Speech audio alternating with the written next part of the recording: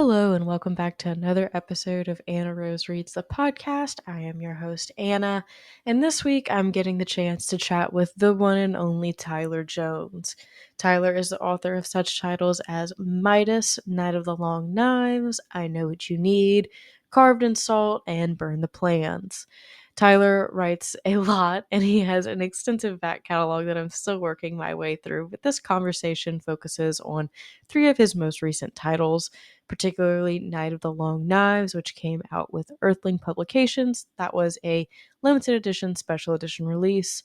We also discuss Carved in Salt, which came out with Rapture Publishing as a chapbook last year. And then most recently, his short story, which is, I believe, available for free on Subterranean Press's website, I Know What You Need. Tyler is a very emotionally intelligent writer, as you can tell probably by our conversation that you're going to listen to in a few moments. It's a bit of a heavier conversation. We talk about a lot of emotional aspects of writing and how to approach character work and real kind of raw emotions surrounding grief and accountability and kind of bettering yourself as a person whenever you read and write these stories. It's a really interesting conversation. And as always, I am incredibly grateful to Tyler for not only giving me his time to answer all these questions, but being so honest and so earnest in his answers. So sit back, relax, and I hope you enjoy the show. Thanks, guys.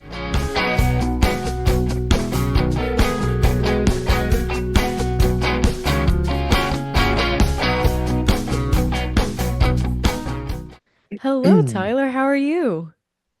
doing good, just knocking out my headphones. Yeah, It's thank you. Thank you so much for having me. Oh, of course. I mean, that's how it goes, you know.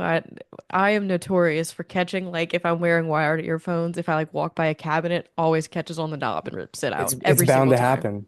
Yeah, Yeah. I mean, just a hazard. I mean, it never happens to me. This is the first time. You're very Kidding. lucky I'm kidding, then. of course. Yeah. Oh man. Well, I am stoked to be talking to you today. I have discovered your Thank work you. in the last year and a half or so. And I Yeah. am incredibly impressed by your fiction. So I want to talk to you today about your three most recent works. But in case people don't know who you are, Tyler, do you want to go ahead and introduce yourself? Yeah, sure. I'm Tyler Jones. I'm the author of Criterium, The Dark Side of the Room, Almost Ruth, the story collection Burn the Plans, Midas, Night of the Long Knives, and a bunch of other stories floating around there. Absolutely. You have some really great short fiction, and two of the pieces that I want to talk to you about today are pieces of short fiction. It is Carved in Salt, which just came out with Rapture Publishing, I believe at the end of last year, kind of. And then you Yeah. just released a new short story, I Know What You Need, through Subterranean Press. Is that correct? Do I have the right press? Yes. Okay, yes. Yes.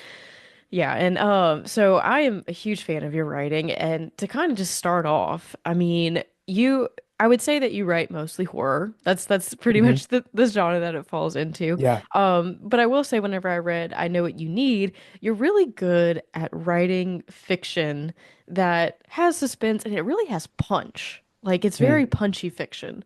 And I felt that with everything that I've read from you. And is that something that whenever you sit down to write, you're like, man, I know what these beats are going to be. I know when I need to deliver them. Is it a plan thing? Does it come to you as you go? Like what does the writing process look like for your punchy fiction? Yeah. It's, it changes from story to story. It depends on what the story needs. Yeah, that makes Uh, sense. so, for example, I Know What You Need. Um, that just started with a simple idea of a guy sitting out in front of a mall with a table and a sign that says, I know what you need. And people coming up to him thinking that he's a psychic, but then he ends up handing them random objects. And they're like, what is this? And at some point during that, like that's all I started with. So I didn't know exactly, I was as blind as the reader is going into it, hopefully. And then at some point, this phrase stood out to me. I need to make a Rube Goldberg machine, a human Rube Goldberg machine. So that story was unique for me in the sense that um, typically, typically the punch that I'm looking for is emotional. And Yeah. that's something that I can find and search for through the character interactions, through the motivation, and often, as you've probably noticed, through regret. Like that's a huge, huge theme that pops up a lot, and I don't. It's not even intentional; it just happens. But with I know what you need, I needed. Uh, I mapped that out in a way that I haven't a short story before. Like I actually wrote down each character, what they're receiving and why, and how it all comes together at the end. So And that that's one a was unique. Usually yeah. I'm blind. I start with a concept that's really important to me. Like it's got to have an interesting concept, and then visually I want some interesting things that'll keep me engaged as a reader and writing it. Uh, but that one was unique. Usually it doesn't come out that way. It's kind of funny that you say that though, because I kind of picked up on that, in the sense that it's a story that has a lot of mechanics, right? Like there's a certain hmm parts that rely upon each other to go. And I'm being purposely vague because it is a rather short story, and I don't want Right. to, give anything away. Yeah. But it is a very interconnected story that if A happens, B happens, so that C can happen.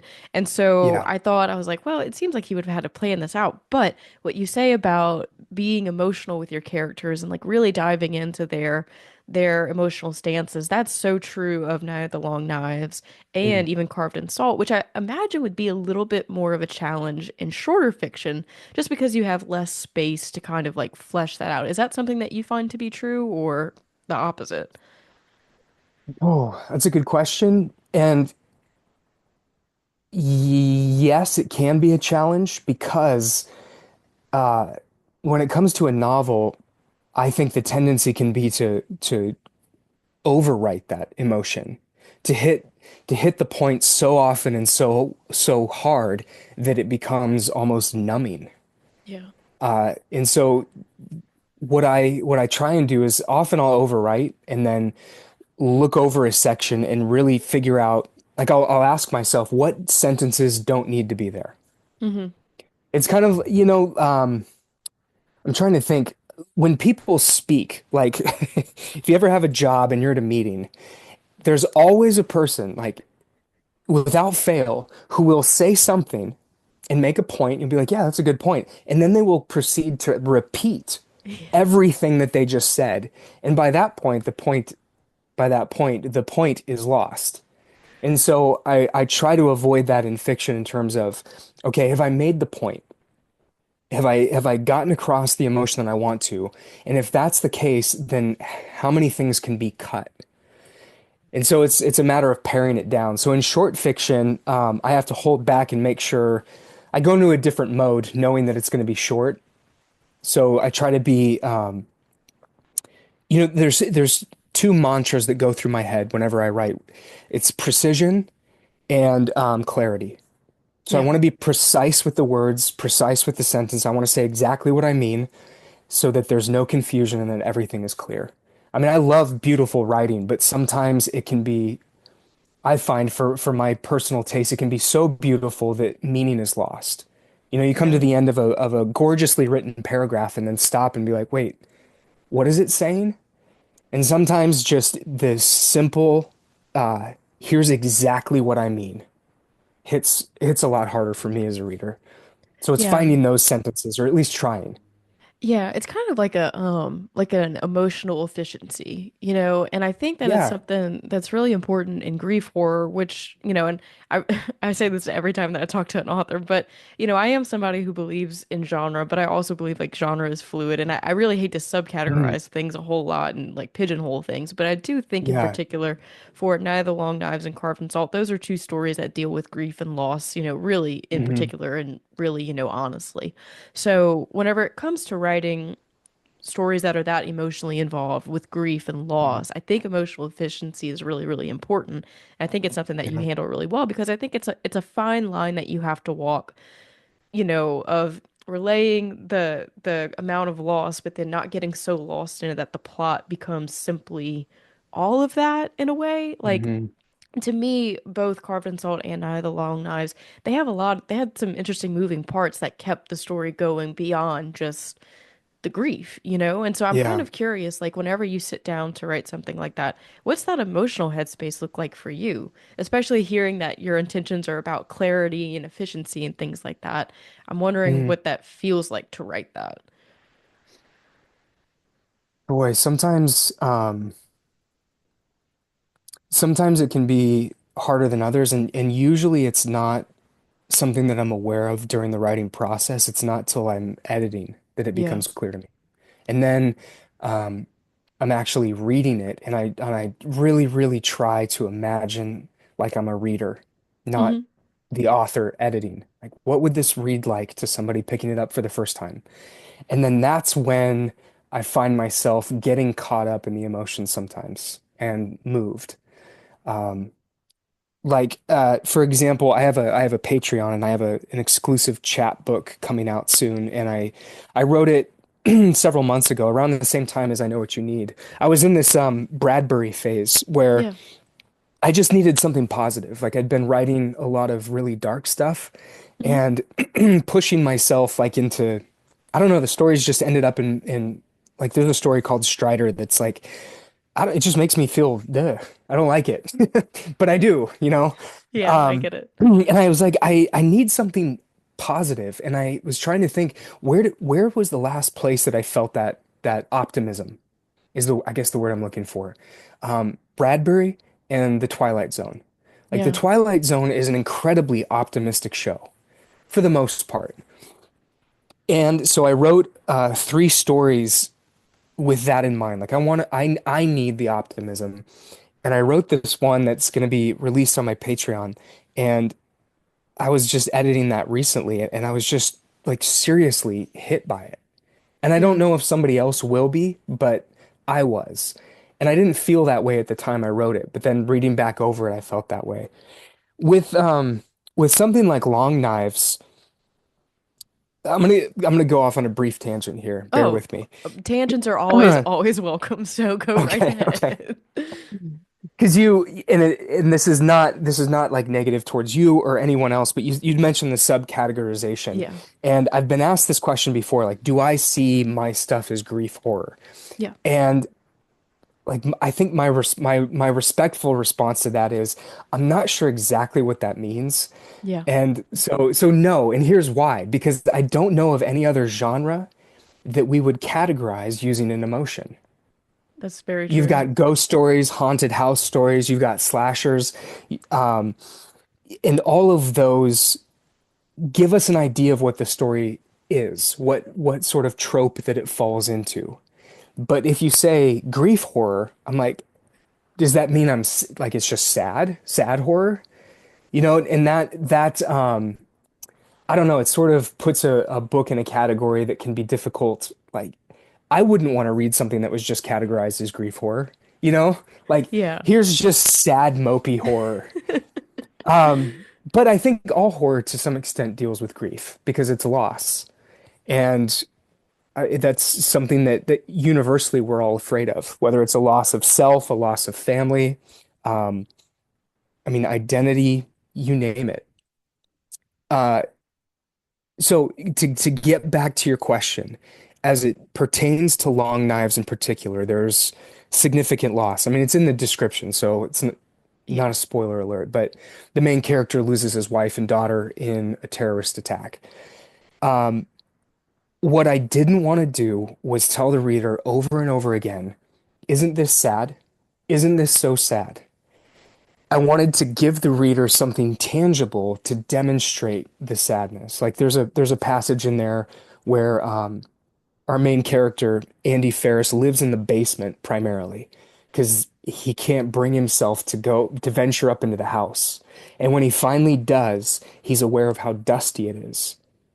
And there's this whole thought about the dust and how he read at some point that dust was made up primarily of dead human skin cells, and begins wondering, are there pieces of my wife and daughter still here, like coating the furniture?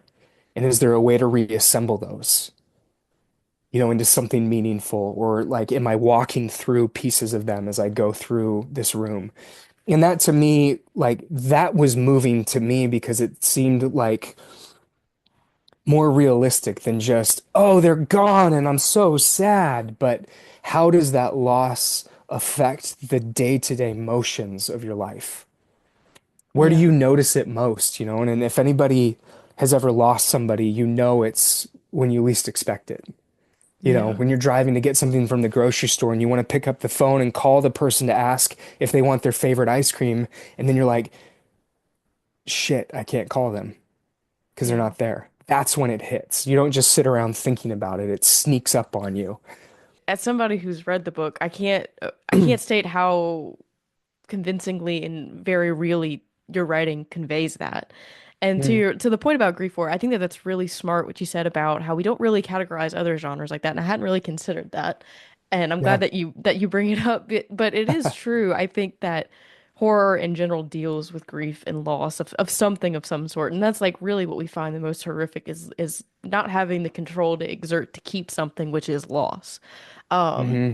and so I think in particular, that demonstrative work that you do within fiction instead of just, repetition goes a really long way. And that's like where it hits you like really in the chest, right? Like that's where it Yeah, feels like a, good. a punch.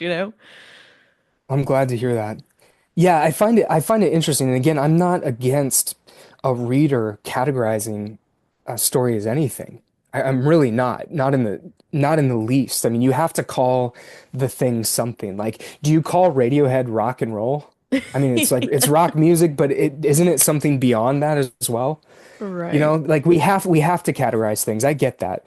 Um, but yeah, the emotional part of it just stood out to me because I don't know, it sets a reader up to anticipate something that may not be true. Like with Long Knives, yes, it certainly is horror that deals with grief as well as cosmic forces, Yeah. conspiracy theories, serial killers. And so if it's just grief horror, then it neglects all these other All that. things. And there's a number of books that fall within those categories where they're all something more than just that emotion. Yeah, absolutely. And it's I it's funny that you bring that up because I literally have a question written here about Long Knives. It is such an involved story because it is so much more than any one thing. And it's really to me Mhm. it was really impressive how you made all of those parts work. And so I guess to really do like a deep dive on Long Knives would be great, and to talk about Yeah, the yeah. inspiration. And for people who don't know, you kind of set up the premise already. It's about a man who's lost his wife and daughter in a terrorist attack. He's dealing Mhm. with the feelings of loss and such, and then he's somebody who becomes obsessed with death and the artifacts that are used in Mhm. particularly peculiar acts of death or murder or Yeah. however you want to phrase it. And then he's somebody who goes out and records these things and finds artifacts, and then he gets contacted by somebody to find one particular artifact, and then it's best to leave it there because just events Right. ensue, right? Yeah. But it's a book that juggles so much from tangible grief and loss to our kind of odd, strange fixation with weird death and, Hmm. catastrophe and, trauma and tragedy. I felt like on a societal level, you touched on that.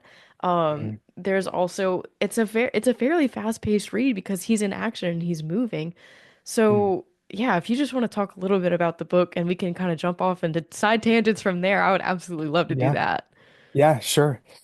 Oh man, Long Knives. That's it's it's one of the rare books that I've written where I genuinely wasn't sure what it was at the time. Yeah. I completely lost I stopped being able to control it. And I really don't like whenever writers talk about their books as though they're something alive, like a pet, Yeah. you know? Like, or the characters, oh, my characters did this and I didn't want them to do it, but they did it. It's like, no, no, no, Yeah. no, no, no, no. You're telling the story, you're in control of it. But it truly felt like it got out of hand. I Yeah. didn't I It was like a dog on a leash that catches the scent of something and takes off running. And I'm like, no, no, no, no, no, no, no. I don't want to go that way. And it's like, nope, we're going this way. So I was pretty overwhelmed by it at a certain point. And then I had a couple moments that, like, this often happens with me. And in fact, I'm in the middle of writing a novel right now where it's happening to me, where I wrote this whole section, it was wrong. I deleted Hmm. it. Start over again. I try again. I'm not sure that that's right either. I call a good friend of mine, talk it out with him. Like, dude, here's what I'm thinking. Just to hear myself say it out loud. Yeah. Okay, I think that's it. And I start writing it, and that's not right either.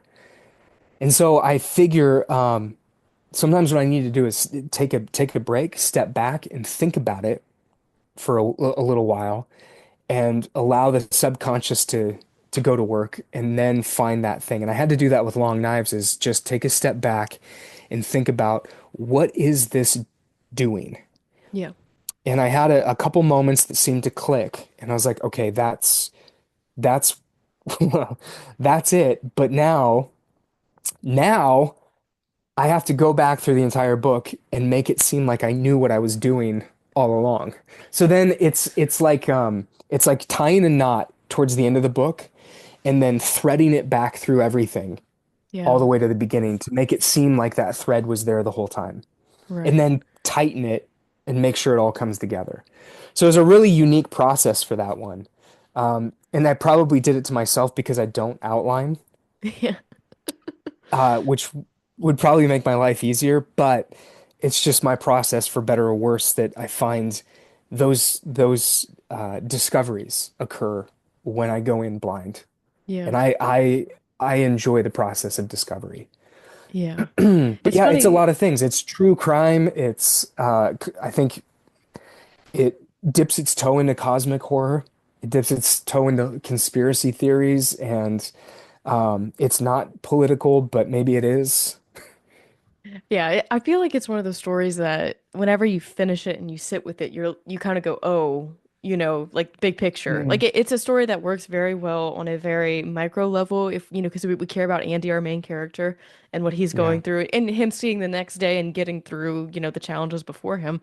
But then whenever, and you really kind of do pull away, not I don't want to say at the last second, but the last couple chapters set it up to be Mm, pulled away on such a macro level. Then those ideas of conspiracy and politics and things like that really do come into play. And it's really funny that you talk about kind of the editing process of having to go back and kind of tighten it all up together because I literally just talked to another author who kind of said the same thing.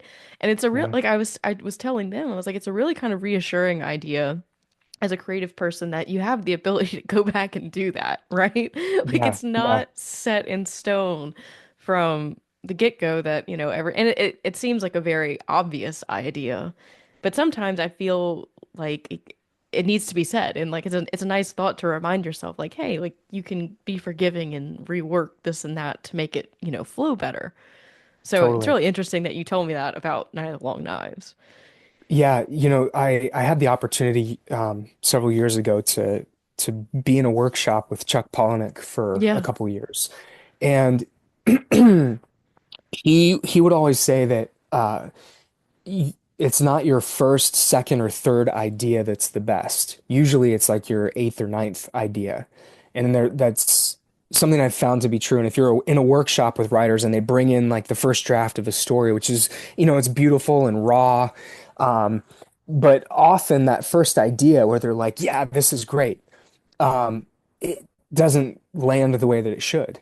And thankfully, as writers, we were able to delete that so that nobody knows, and then so it comes across as our first idea, but it actually might be after like, six or seven failures. Yeah. And Scorsese actually said something a long time ago about filmmaking where he felt that the editing process was the last true art form left in film Yeah. because there's only so many places you can put a camera.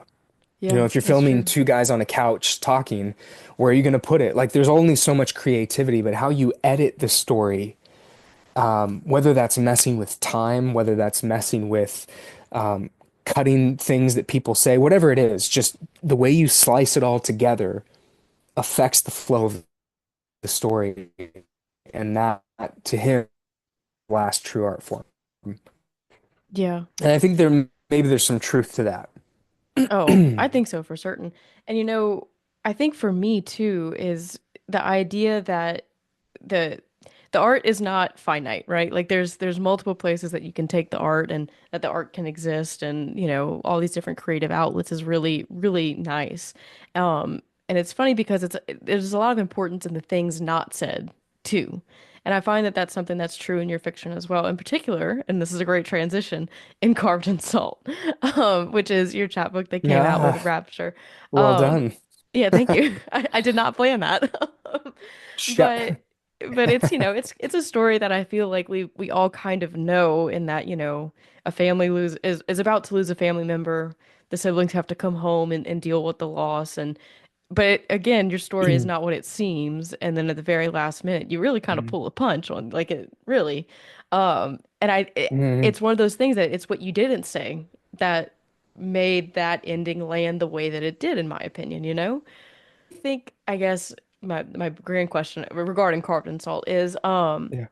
did you know going in that that was always going to be your ending, or did it feel by the progression of the story that you wrote that that was the way that it was going to go? I didn't know at the beginning. You didn't Yeah. know? It's Okay. there's a Roger Ebert. Do you know who he is? The I movie do not. critic? I'm not familiar with him, but I'm gonna go look him Okay. up after this now.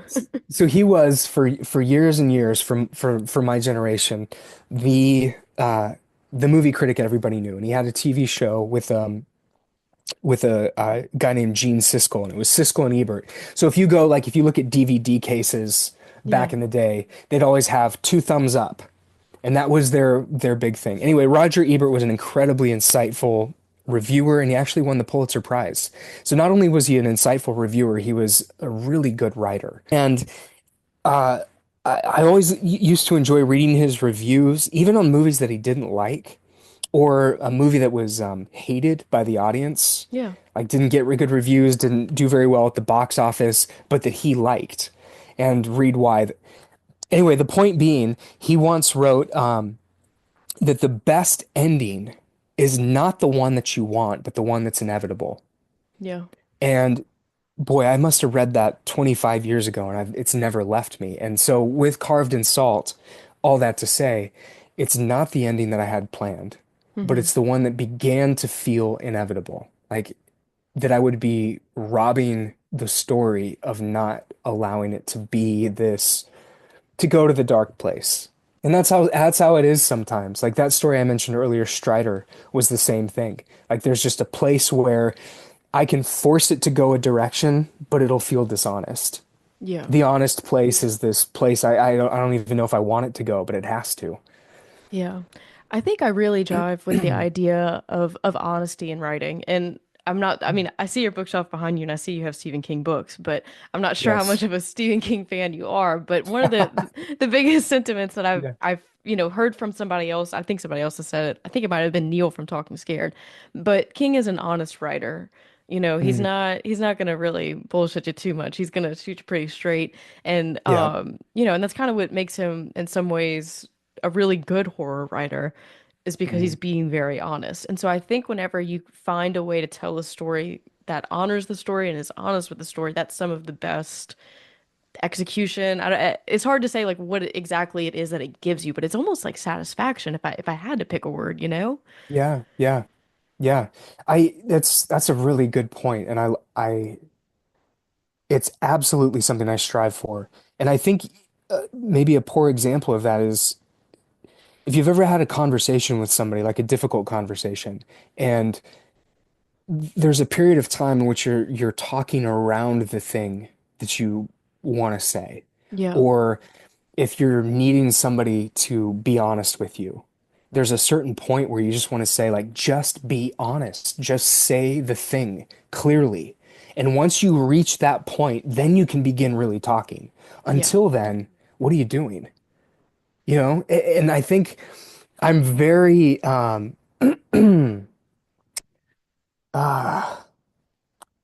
how do I say this?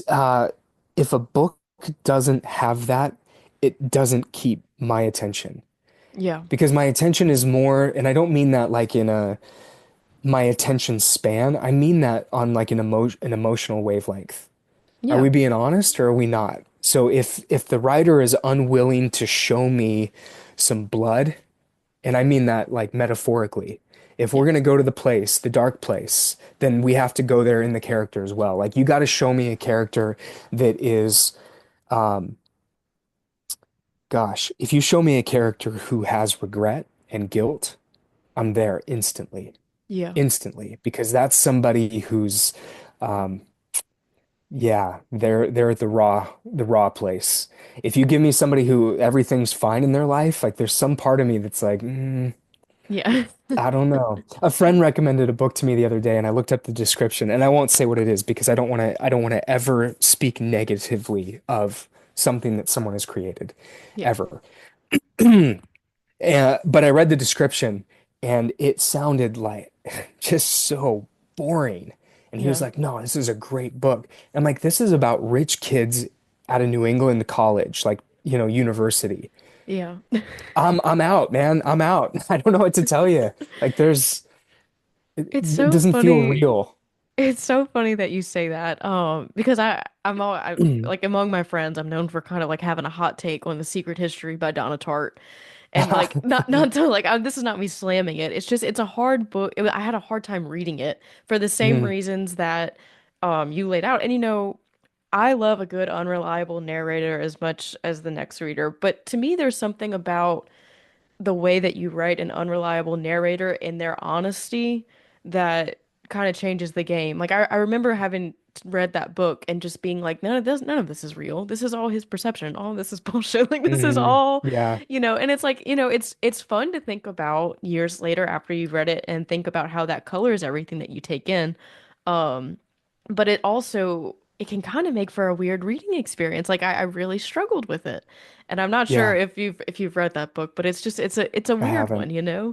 It's one Yeah. that you kind of go in knowing that it's all, you know, kind of not as it seems, but then as it gets so detailed and involved, you tend to forget. And then you have to hmm remind yourself like, "Oh wait, this is probably all just bullshit anyway." So, Yeah. And for whatever reason, my brain cannot get over that hurdle. Like I yeah. just can't. If I sniff, there's a there's a well, I'll just say it. I'm breaking my own rule right after I Yeah. established it. But have you ever seen the movie The Usual Suspects? Oh, I don't think I have. Okay, well then we're not going to spoil that. Never mind. Okay. Moving on. No. Many But people many people enjoy it. I do not for the yeah. reasons that we're discussing now. But Yeah, okay, I so can believe if it. you've ever known an alcoholic, like somebody who's Yeah. been through AA, they're like who's truly gone through the process, who's made amends, who's trying to better themselves and do right. I don't think you can meet a more honest person. Yeah. Like you want to talk to somebody really honest, talk to somebody who's been through the 12 steps and the Yeah. way that they'll address their issues and their problems is uh it's remarkable. It's Yeah. it's refreshing. It's like, wow, you just talked about like the lowest things you've ever done. Like nothing. Like things that other people would keep secret, Yeah. you know? It's Like, a it's oh a yeah, yeah, yeah, unique I've been arrested, I've crashed my car, but like that was a whole other person. yeah. They're so disconnected from it because they've moved on and they're better, but there's an honesty in how they can present their problem because they're so familiar with it now Yeah. that I think it's something that I try to bring into fiction a little bit, at least in certain characters. Like let's I just think let's just be honest with the warts and all. Well, I think that that's kind of the appeal of Night of the Long Knives is it's being very honest with however dark Andy's mindset is. I mean, it's Mhm. it's being very honest about where this loss has left him and all of these different things and the challenges that he faces before him. And I think, most important because I tend to kind of agree with you in terms of my emotional investment in stories like that Mhm. and in people who are honest. It's a unique like earnesty, right? Like it's a Yeah. very unique earnesty, authenticity, and it's kind of hard to come by sometimes in fiction, and I think in horror, I have gotten some of the most cathartic feelings from reading these Mhm. stories because that's where a lot of people have had the chance to be really earnest. Yeah. And one of my questions that I always have for horror authors is, do you feel that catharsis sometimes whenever you write these stories the same way as whenever you read them? Like, whether it's through grief or actual just straight up horror, if it's Mhm. a reckoning, if it's being earnest, is that something that you experience during the writing process? Yeah. Oh yeah. Yeah. Yeah. Sometimes there will be moments in which uh, I sense that I'm writing what I need to hear. Yeah. And almost like giving myself a pep talk. Like, for example, in Long Knives, there's a moment where Andy is having a virtual date with somebody, and they've each made a meal. She's in another state, he's in Oregon, and they set up their iPads and they FaceTime with one another and eat like and have a conversation. And uh, they begin talking about what this woman calls the dark box, like the things that Yes. we don't want other people to know about ourselves that we hide. And I don't know that this is on the page, but I think Andy's thinking this is a chance for me to perhaps present myself to somebody who doesn't know all my flaws. So I Hmm. could be a certain version of myself that is essentially flawless. I don't have to admit to my failures. Uh, but he decides to be vulnerable, and he reflects on the fact that his regret that he wasn't able to be that with his wife, Yeah. that he kept hiding from her, and because he wanted her to see him as something, maybe something better than what he was at the time, and he Hmm. needed help to be better.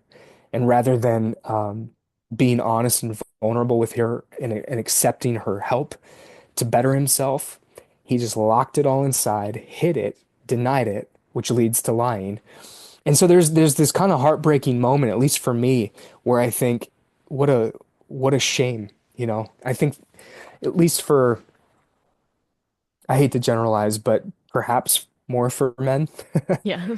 at least a lot of men that I know, that vulnerability can be difficult, and it's such a shame. It's so weird that it is, Yeah. because there's actually a lot of strength in that. Like I've never heard a man be vulnerable and thought, what a weakling. Yeah. I thought, whew, that took some courage. And so I think moments like that, I begin to reflect, like, how could I be a better husband? Yeah. How could I be more open, vulnerable, honest? Um, yeah, what things do I need to address? So in some ways you preach what you need to hear. Yeah. That's You really know, but do interesting. so into the context of a story, but it's Right. it's something that was in the back of my mind because I just, as a husband and a dad, like I want to constantly be better than tomorrow than I am today. And what does that look like? What do I need to do? What steps do I need to take? Not always major things, but just simple everyday actions. And that was one in particular that in answer to your question, the catharsis of I remember specifically closing the computer that day and being like, here's something actionable that I want to walk away and I want to do. I want to be better. Yeah. It really brings a level of humanity to it all, right? Like, Mhm. whenever as a I can only speak about this like on the reader side of the table whenever you read something like this and it's relatable. I mean, and vulnerability is so hard across the board, no matter who Yeah. you are. But I do tend to agree, with men there is a little bit more of a need to be stoic or to be the strong one or, just kind Yeah. of the toxic masculinity thing that, we've seen for forever. Hmm. But in general, no matter who you are, being vulnerable is very hard, and sometimes being honest with yourself is very hard. Yeah. So the fact that it comes that way to you as you write is really interesting because it definitely translates on the page as something that, Mhm. oh, I recognize that in that character, I recognize that in myself, and it's a real it's not a little issue either. It's not, oh, I forgot to Mhm. take the trash out today. It's a big change or a big, how can I be a better human today or tomorrow? That those kinds of things I think are what Yeah. really, adds that earnesty that we talk about and those kind of Right. honesty things that we look for in main characters that mean a lot to us. Yeah. Yeah. Yeah. And I wrote an entire novel called Midas that was the whole point of that novel was searching for some catharsis. And I mean, I won't like deep dive into it because I I talked at length about it on talking with Neil from Talking Scared. We did a whole That's podcast. how I found you is through that Oh, no kidding? episode. So Right yeah. on, right on. But that I mean, if you're curious, you can go and listen to that. So I won't rehash the whole thing, but like that search for catharsis, I think is something that if it's to be meaningful to a reader, it has to be first meaningful to the writer. Yeah. So that means that we first have to be honest with ourselves, and Yeah. I'm a huge fan of any fiction that has a reason to exist. Yeah. I'm not a fan of fiction well, I should caveat that. Like, I like fun things, okay? I'm not like knocking things that are fun.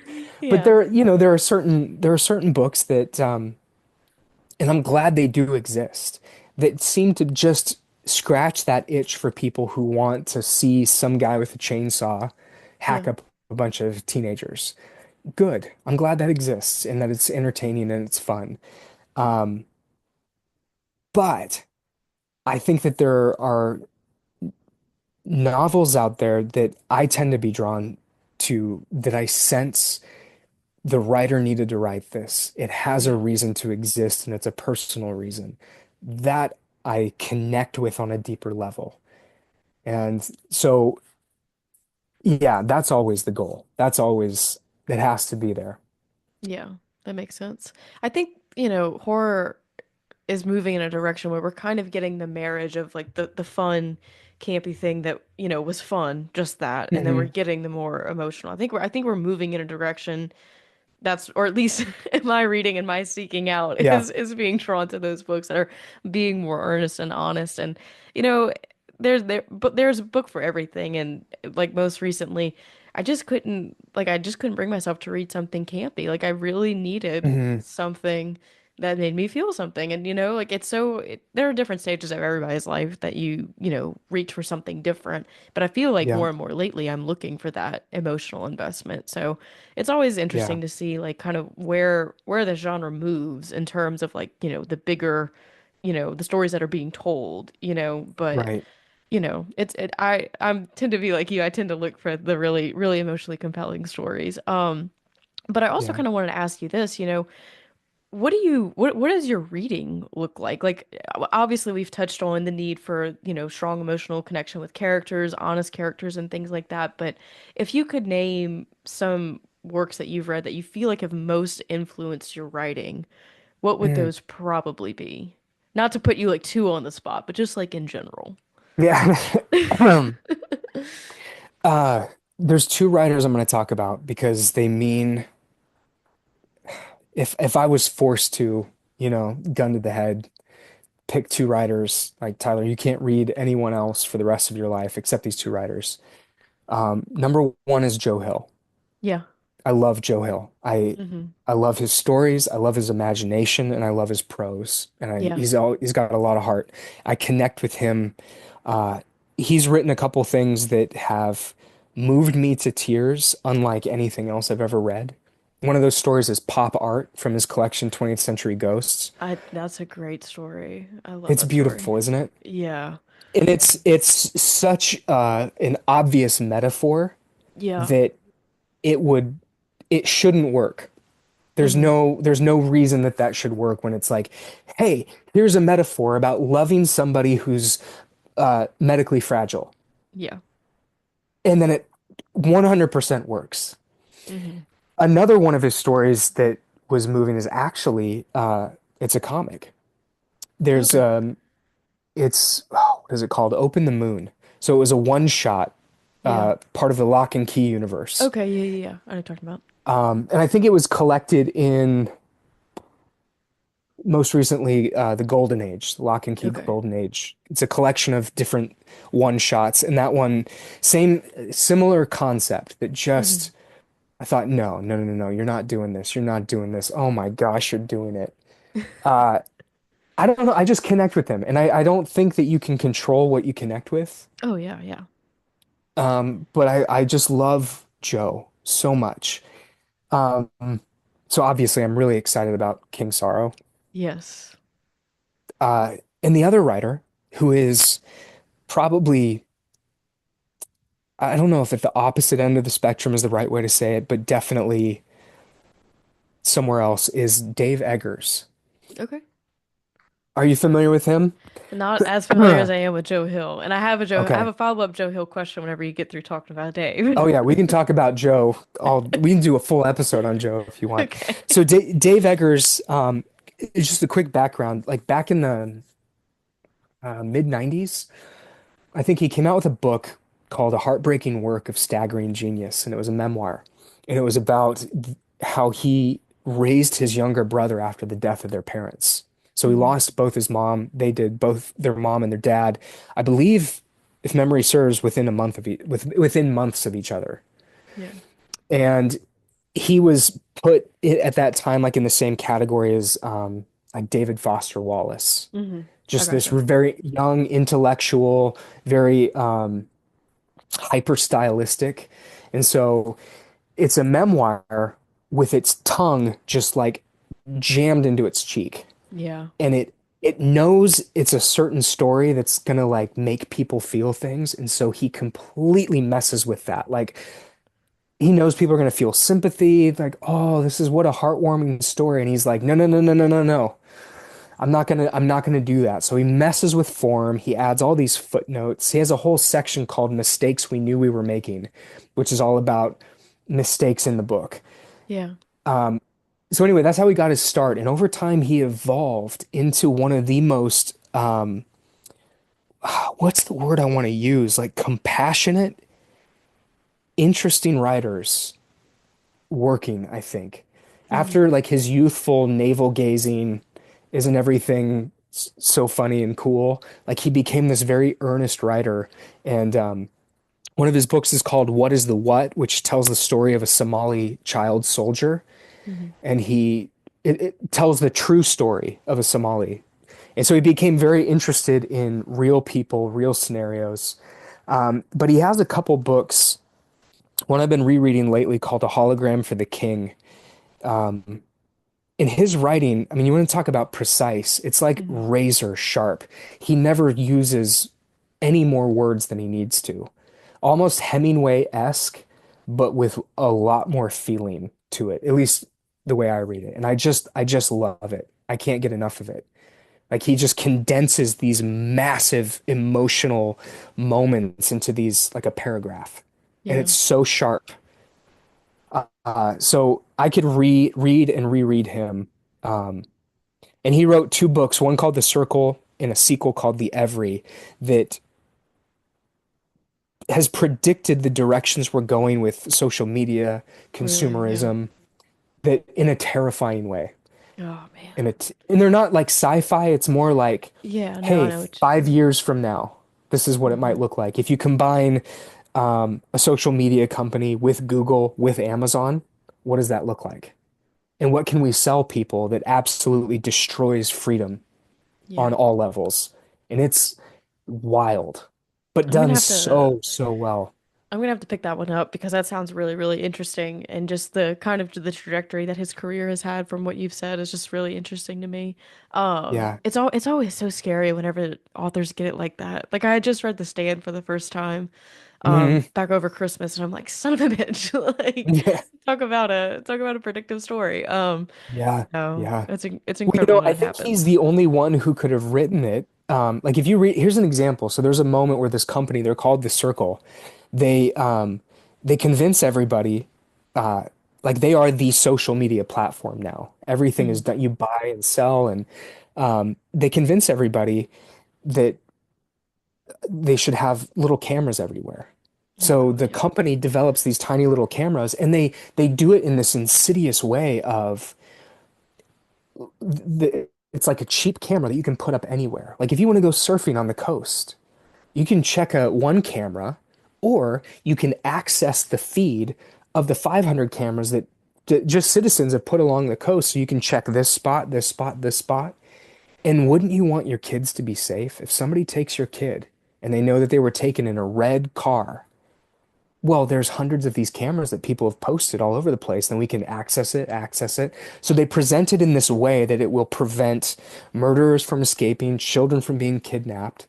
Like, why wouldn't you want this? Yeah. What are you against? And if you're against it, what do you have to hide? Yeah, like what does it say about you kind of thing. Yeah. That's Yeah, really and interesting. And I think that he's the only one who could do something like that because he doesn't use the internet. Dave Eggers. That's So he's incredibly impressive. Yeah, so he observed all this from the outside, and he lives in the Bay Area, like near Silicon Valley. So he has a lot of friends in the industry, and he was able to ask Yeah. questions.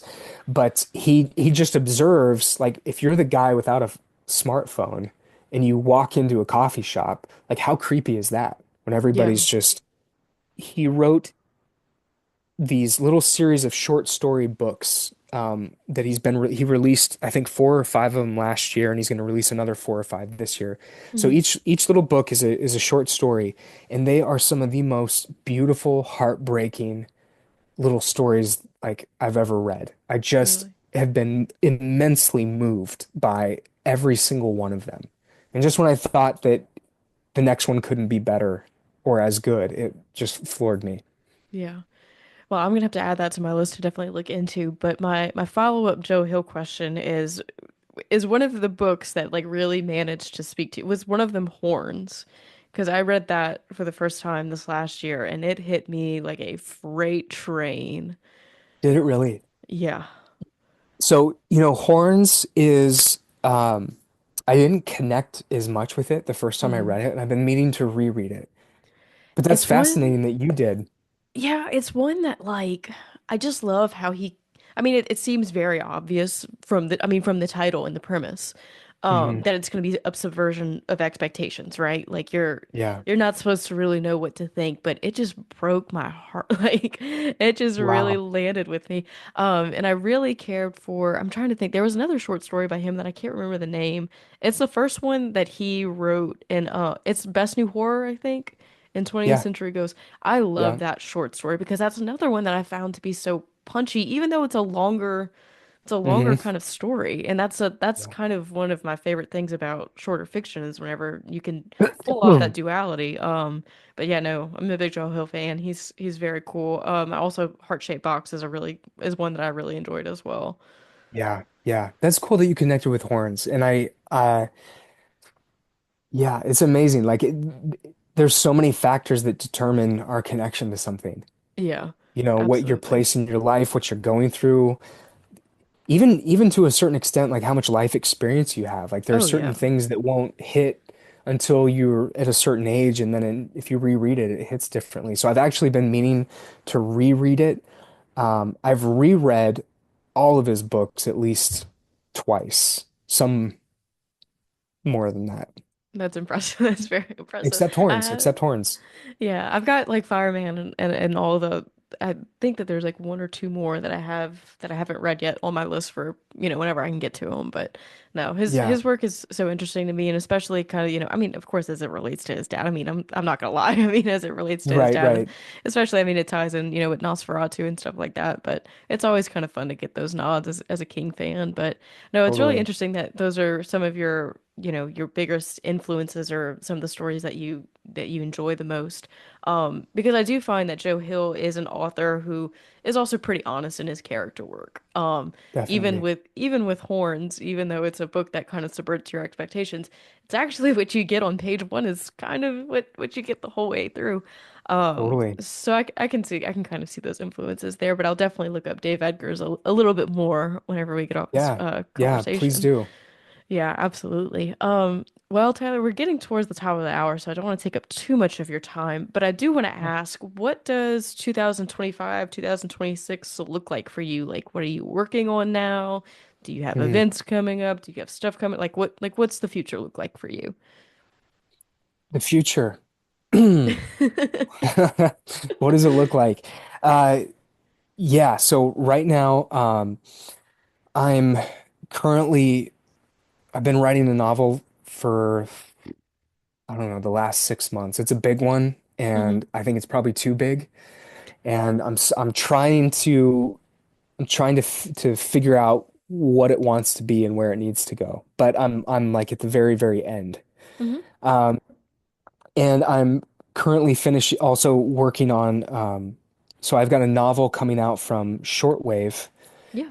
in 2026 called Death Charge, and just working to get that to be the best that it can be. I've got some secret. short stories that are coming out in some cool anthologies this year, and a really cool like deluxe limited edition that's coming out through a really cool press. Um, and then on June 1st, I have two books coming out simultaneously from Lethe Press. So I've got Midas, which was previously only available as a limited edition through Earthling, is going to have a wide release through Lethe. So that'll be out. It'll be cool to, yeah, to see that have a second life, Yeah. you know, actually where people can read it. I mean, I get messages constantly of people like, where can I find this? What? I'm Yeah. like, just wait. And then I've got a novella coming out that same day. And the reason I did that, the novella is called Longsight M40, Hmm. and it's like a Twilight Zone episode. Oh, I love It's that. just like a long Twilight Zone episode that is hopefully fun. But I did that for people who already have Midas. Yeah. So so there's something new that they can have that day that hopefully they'll enjoy if they've already read Midas. So those are the so I've got those two books coming out beginning of summer, and then a limited edition, a big one later in the year, and then 2026 it's all about depth charge and I don't know, maybe a new short story collection. Who knows? Well, that's exciting and very thoughtful of you to release both Yeah. a novel, get the big release out there and a shorter work. Yeah, Yeah. I'm equally as excited for you to get Midas out into bigger audience. I do have a copy of the special edition, and it's just so pretty. Oh, I just don't good. want to. I never want to like pick it Yeah. up to read it because I don't want Yeah. to mess it up. So I definitely will be ordering a copy of the wider release. But I've heard nothing but, I mean, stellar things about that book, and I know how emotionally connected that book is, Mm, for you and how personal that story is for you. So, I'm really excited that that's coming up and, yeah. for us to look forward to. But yeah, that sounds incredible. And just thank you so much for your time, Tyler. And thank you for being Oh, so honest too. And I find this is one of the more emotionally rich conversations that I've had with an mm, author. And it's always a good cool. time. And I know sometimes it can be a little bit hard, as we've talked about, to be vulnerable and honest, but I do appreciate it. And yeah, is there anything that we didn't talk about that you want to mention before we sign off? Uh, no, I think we covered it. You did a great job. Lots of amazing questions. Thank you. Thank Yeah. you. Well, thank you so Yeah. much, Tyler. And I hope to speak to you Thank you for soon. having me. Of Yeah. course. Thank you.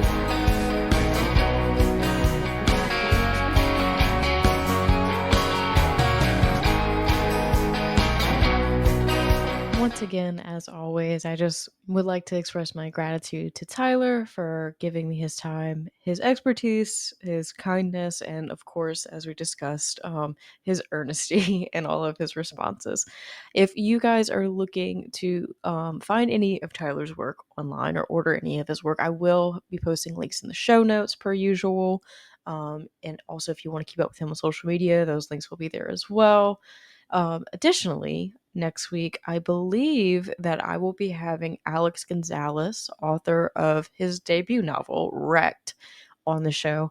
I'm not sure if you guys have had the chance to pick this one up yet. I recommend it with the utmost caution because that is a gnarly, gnarly book, but man, is it good. Paul Tremblay blurbed it. That's why I picked it up, and I was not disappointed to say the least. So, next week, be on the lookout for that. Until then, I hope that you guys are doing okay wherever you are in these crazy times that we're living in. And yeah, until next week, guys.